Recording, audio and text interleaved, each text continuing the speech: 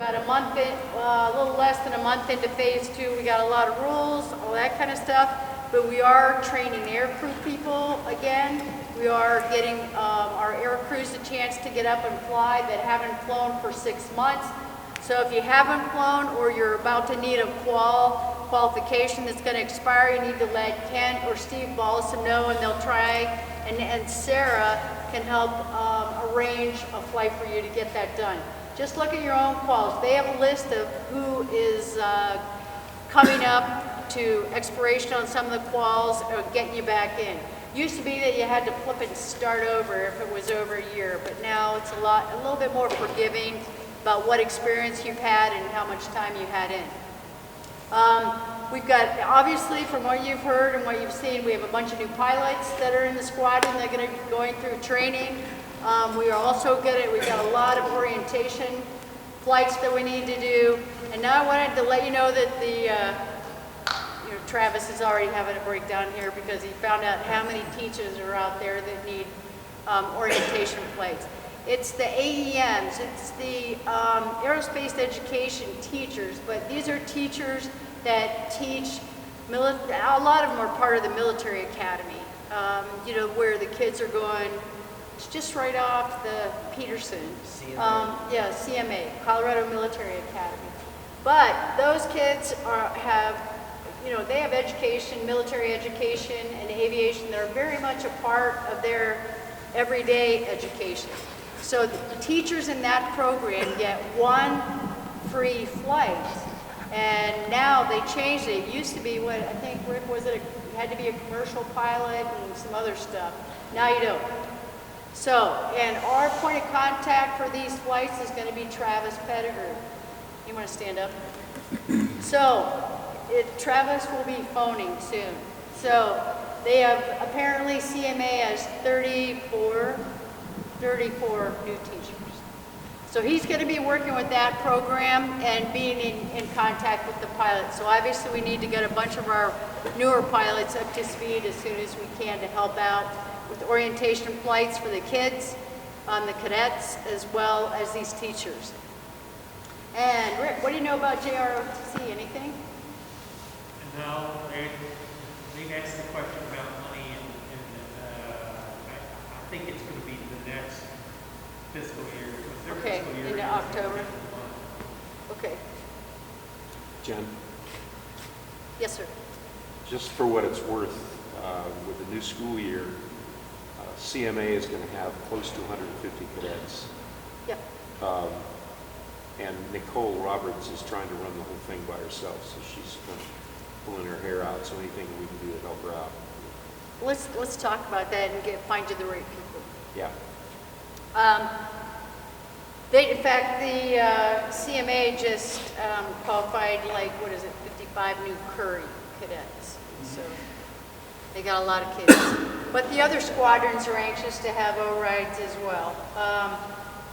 Air Academy Cadet Squadron has a lot of kids. CSCS has a lot of kids. Over 100. And then we're expected to also help out with Fremont County, Pueblo, even though the Pueblo pilots can also help us out. So we'll be doing that.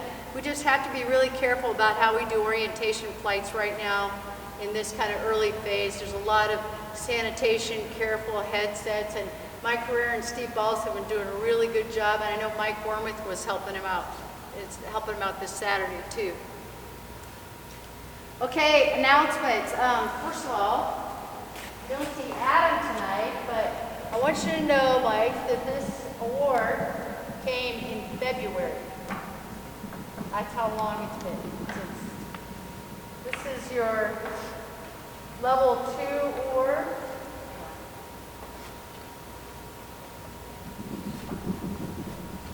Benjamin Davis. Congratulations.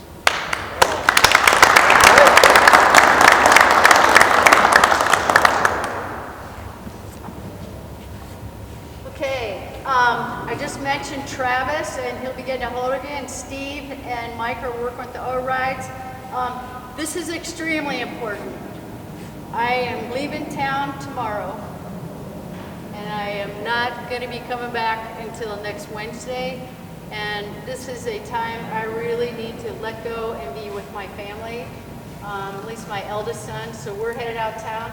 Captain Waterman will have command of the squadron from tomorrow at noon through Wednesday at noon. Which is, I didn't put his number up here for you to put on a bathroom wall. This is who you call. Anything to do with operations, anything to do with what's going on. He's got some partners in crime that'll be helping him out. And then John Casey, if it has to do with membership, professional development, any of those kinds of things, then please give John Casey a call. So please be in touch with them because I need to take a break and it's a good time to do it. So thank you. Thanks, Ken. Thanks, guys. Base access passes. Any of the new people, Troy, are you going to have trouble getting on base? No, I'm good. Okay, you're good. Yeah, and you'll be able to get on. You're good. And I think we took care of CJ. So base access passes. If you hear of anybody that's new that you'll be coming in touch with as we go through training, let me know and we'll get the base access pass worked out. The first time you get a base access pass, we got to do filling out the whole form stuff. After that, I'll leave these with you, Ken. And first time you got to go through some hoops, but after that, it's pretty much as if your membership is intact and you're an active member, then once a month we turn it into the base security so you can keep up your DBIDS card if you don't have retired military experience. Okay, Travis. Okay. For all the guys that flew in the military. Thanks. Thank you. I'm going to try not to use the mic if that's okay. If you need to hear me do one of this, I'll try to speak up a little bit. So, for those of you move towards the camera, speech. Yeah. So I'm part of the aerospace education program. I think Alex and I are Aerospace responsible. education! Thank you. So Alex and I, if you didn't figure it out by now, if you're new, we kind of rotate, and it's our responsibility to kind of enlighten you on a monthly basis. So it's my turn. For those of you who were at the meeting last month virtually, you heard John talk about survival tips. If you go down in your airplane in an area that you didn't intend, what you can do. And that kind of got me thinking, what kind of airplanes are going to give you the most practice in doing something like that? And I went down this rabbit hole on the internet, and this is kind of where we wound up. So let's get started. I apologize. I thought this was going to be online, so the words are a little small. So I'll just try to speak a little bit to it. So this is my disclaimer slide. If there's any airplanes on here that you really like, it's not a personal bash against you or the airplane itself. Sometimes we just we kind of put them in the wrong environment. We made them for a certain reason, and didn't really use them for that purpose. And so sometimes it's not the airplane's fault. Also, it's not my opinion. I did find some articles online, and as we know, the internet is full of nothing but truth, so you're going to get some absolute truth here this evening. So, with that being said, there was a few criteria that they looked at when they kind of came up with a couple of these airplane lists. One of them was essentially, how well did it serve the purpose for which it was made? You know, how well would it do? The other one was, how reliable was it? You know, when they needed it, was it in the shop getting fixed, or was it able to go out and perform the mission? And the other one was, you know, how well did it stack up to its competition? So sometimes there's a good airplane, but there's a better one out there who is on the other side, and that's what kind of this list is comprised of. So, with that being said, just out of curiosity, how many fighter guys are in here? I know there's a couple over here. Okay. So, as you guys know, it's a dangerous profession, and I certainly mean no disrespect in this. You know, it's a lighthearted look at some of the challenges that the aviation history has gone through over the past couple of years. You know, it's not good enough to be a good airplane, yet you have to weaponize it. And I think that's the added challenge that the history of fighter aviation has been through, in bombers as well. So it wasn't good enough just to do that. So, you know, it's hard enough to fly these things when you're not getting shot at, and I think that getting shot at adds an added bonus to complexity. So, that being said, we'll keep going here. You know, the difference between a great fighter and a bad one sometimes is a very small margin. So, with that being said, we'll take a look at a couple of these things here. The first one is a Royal BE-2. I don't think any of you are around quite yet here for this particular airplane. First flown in 1912. Close. 1912. Yeah, George. So keep in mind that the Wright brothers' first in flight was in 1903. So we're not far away from that, really. So to be able to take the Wright brothers airplane to what we have here in just 9 years is still pretty remarkable. That being said, it was fairly slow. It's hard to see out of it. Didn't really perform really well. It was tough to fly. So it made the list just because of that. Weak armament. It was pretty slow, as I said before. They made some refinements that actually made it worse. So a swing and a miss on that one, but retired shortly after that. The next one is the Brewster Buffalo, which I don't know of a better aptly named airplane than that. It just looks like a lumbering buffalo. It looks pretty heavy, which it was. It looks pretty underpowered, which it was. And it come to find out, it actually didn't perform very well in hot, kind of tropical environments, which is exactly where we put it. Most famous for its involvement in the Battle of Midway. Actually earned the nickname of Flying Coffin during that, and retired it in 1948. Around that same time, we have one that I can't pronounce. I think they call it the Lag 3 for short, because I can't get through that first part. First flight again in 1940. The unique thing about this particular airplane was it's Soviet. Didn't perform well against Germany. I think that's why it made the list here. It was only in service for 3 years. It was, again, underpowered, as most of them were. And it was only in service for 3 years because it was made of wood, and every time it got shot, it just splintered into a million pieces. So it didn't do a great job on that one. So the next ones in the series are going to be what I call the F-100 series. It's just something I made up. It's not about the truck, it's about airplanes. But this was a time in the 1950s. Did I skip one? No, okay. In the 1950s where, the focus was really about nuclear weaponizing, is that how you say it?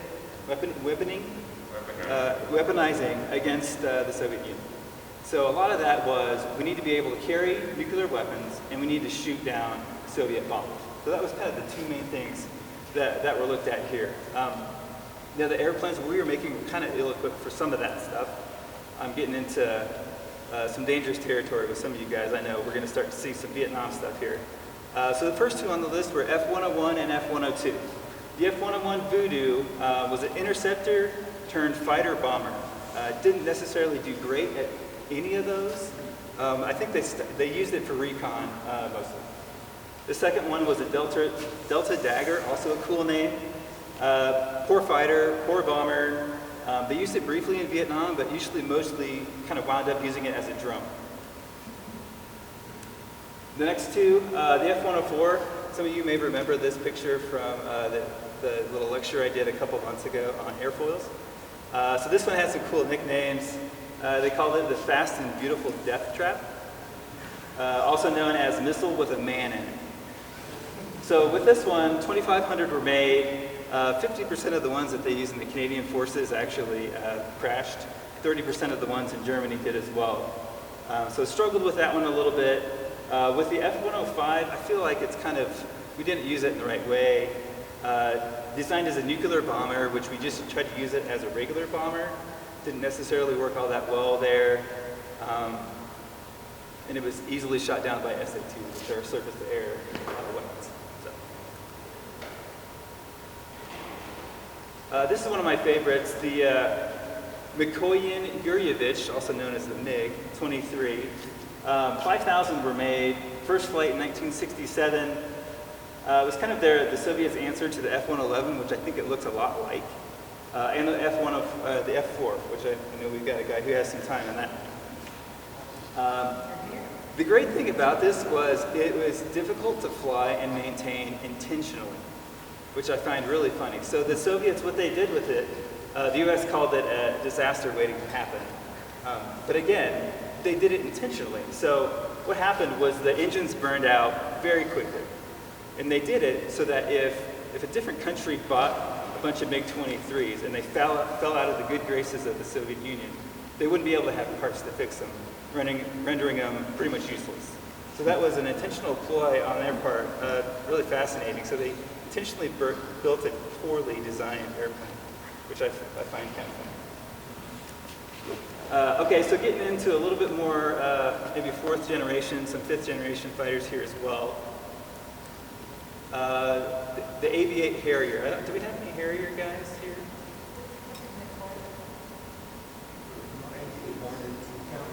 Yeah, okay, yeah, so I know, this one is a VTOL, right, which stands for, anybody, we like our acronyms, VTOL?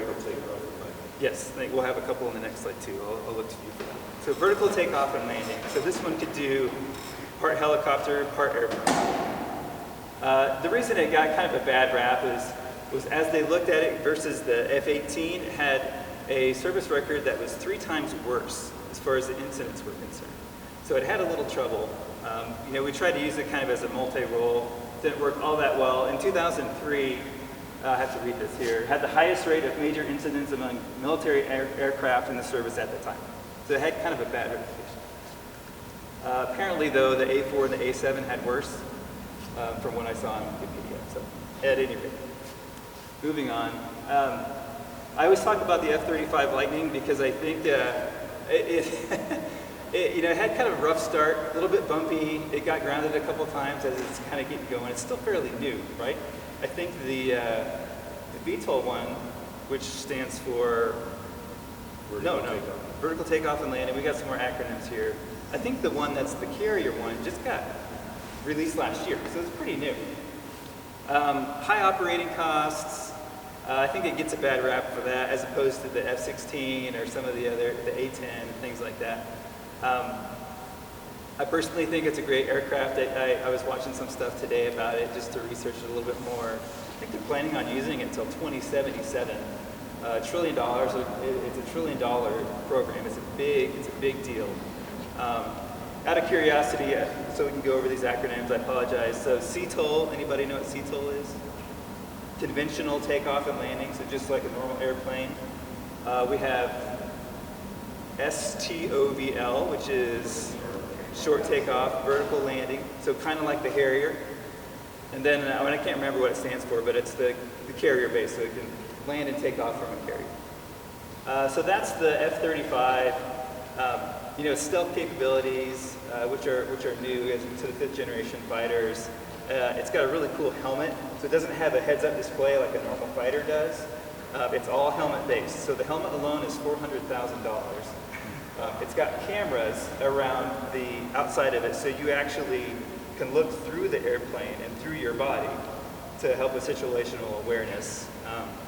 It's a cool airplane. I think that they're going to keep it around for a while.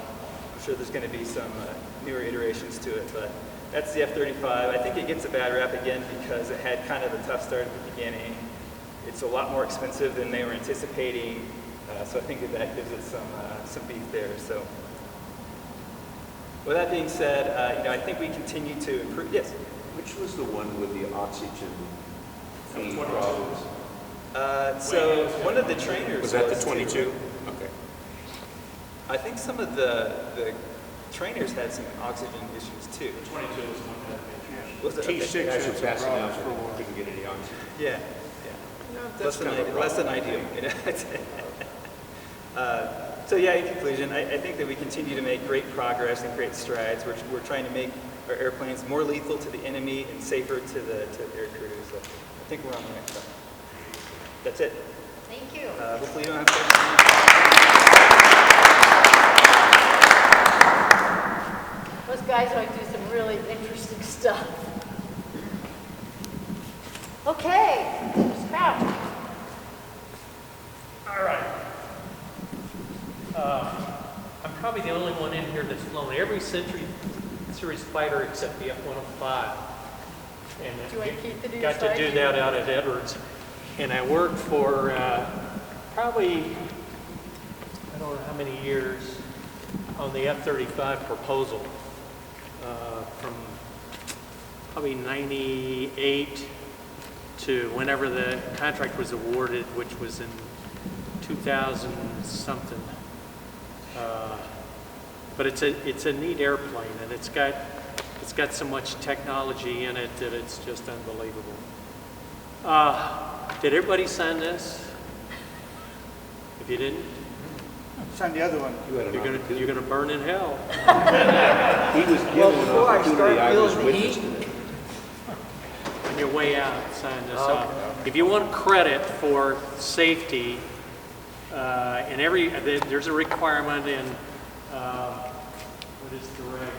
160-1, Yep. the safety reg, that everybody has to have 15 minutes of safety education every month. All right, so you're about to get yours. So we're going to talk about mid-air collision avoidance. And which button? Right hand button. The right hand button. I may be dexterous. I'm not sure which hand that is. All right, and I apologize too for the size of all this. I was thinking we were going to end up zooming this. Where do most mid-air collisions happen? In the air. In the pattern. That's correct. They generally happen either in the pattern or close to the pattern. And history tells us that that your chances of running into another airplane is going to happen close to the home field or close to an airfield. All right? But it's no problem now, right? We got ADS-B, right? Yeah, well, ADS-B, I believe, is not the end-all, all right? It's a tool to help us know where other airplanes are. It doesn't create this protective bubble around the airplane. You can still hit another airplane even though you're sitting there staring at the screen saying, oh my God, this airplane's getting close to me. I think it's going to hit me, and bang, it didn't hit, all right? So, and even with it, airplanes can collide when pilots are not paying attention, okay? Especially when you're in the traffic pattern. Now think about the traffic pattern around here. I don't know what it was like today, but on most days when it's clear around here, you've got all of these airplanes coming here to get fuel that are going from the west coast to the east coast. They stop here, they get gas, or they're coming the other direction. We got the guys from the Air Force Academy that love to come over here. They like to go to high key, to practice being F-16 pilots in the airplanes they're flying. We've got people from Meadow Lake that love to come over here, so the traffic pattern can get crowded. And unless you're sitting there staring at that screen with ADS-B, you run the potential of running into somebody. So basic flying skills are still important. So we'll talk more about ADS-B here in a second for people that don't understand it. Is that Dave Novotny sitting back there? I can't tell. Dave! Hey, Dave and I are two people that had an experience here a couple of years ago where we tried to meet on the downwind, and we were going to shake hands and maybe kiss and hug or something. But being in separate airplanes, it's a little hard to do that. And what happened, and even if we had ADS-B in the airplanes, it wouldn't have prevented what was happening. And the tower cleared Dave for takeoff on 17 right. Yeah, 17 right. And I'd been flying a mission somewhere and was returning back to the pattern and was cleared to join the downwind for 17 right. Well, he takes off and they ask him to turn, and they turns right into where we're coming from the other way. Now we didn't, it wasn't that close, but it had the potential for not being a very good situation. ADS-B would have done nothing for us. We could have been staring at that screen and we still would have had the problem. So what's important? What's important is to look outside the airplane, to scan, to look for other airplanes, and to do it in the traffic pattern, do it in climbs and descents, do it in the final approach stage, and basically look around. Now, when we get in the traffic pattern, most of us are not spending a lot of time glued to looking at the screen are the MFD, which is showing us the other airplanes that are in the traffic pattern. Generally, we have somebody in tower tell us, you know, you're number 3 or something like that, and then they tell you to look for 1 and 2 that are on final.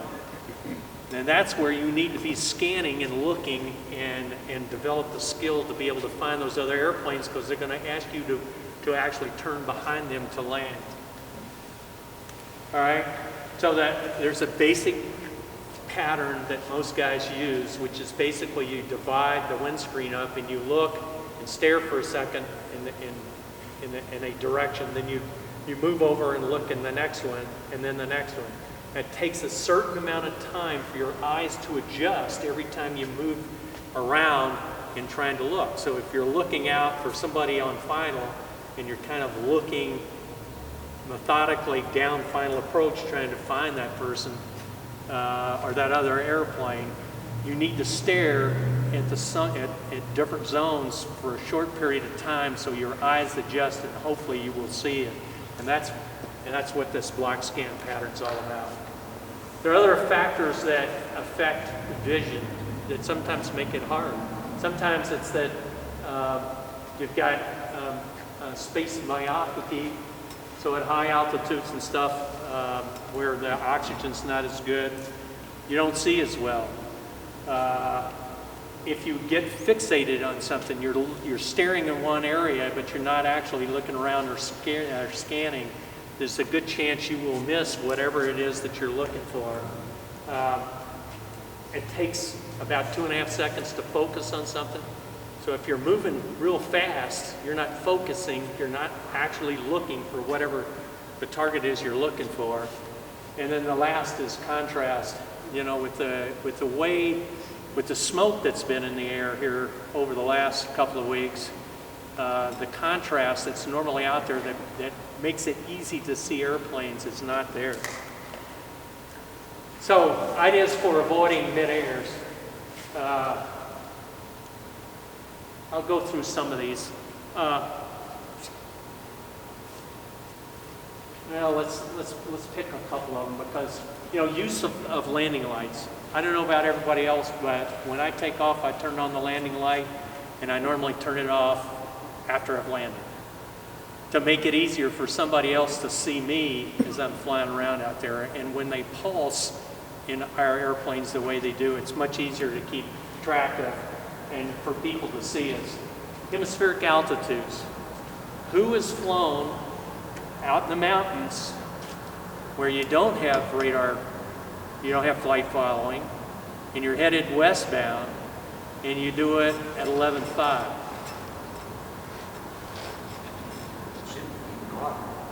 What's that? It should be 12.5. Who has seen another airplane when they've been out flying in the mountains that they're flying at hemispheric altitudes, the right altitude, and you're not? I see a hand here. Air Force Academy is a German student heading northeastbound up 115 on the west side of 2601, and they were at not even 1,000 plus 500, and I was at a not 1,000 plus 500, and I was beating them at a 205. So that's a 205. Right. Yeah, and I was passing them up, but we were 1,000. 1,000 people only, and he was at an even 1,000. That's fine. Well, the real key here is when you're flying out there, if you're not searching for something, it's to follow the rules. And to be even +5 westbound and odd +5 coming the other way. Granted, that applies 3,000 feet up from the surface level, 3,000 feet above the ground, but it's still the concept you should use. Right. The odds and the evens. Right. Agreed.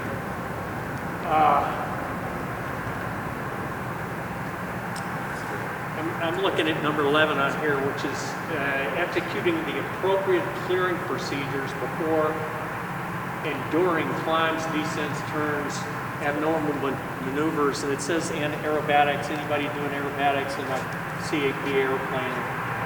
Not a good idad. But But it is a good idea to do clearing turns. So if you're getting ready to turn left, it's to say clear left and start to turn left. So you've looked, there's nobody out there.